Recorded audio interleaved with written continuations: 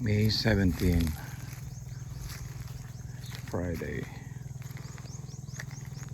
Tuloy-tuloy pa rin ang hukay. Pero itong sa pundasyon ng bahay, almost nahukay na ng maayos. Malalim na.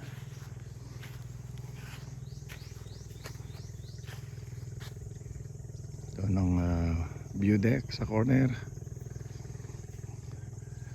Tapos hukay sila ngayon ng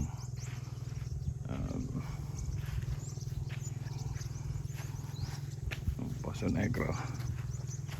Dito sa part nito ang Poso Negro. Bali 3 compartment dito. Yan. Ililipat itong puno ng kalamansi, 2 puno doon sa likod.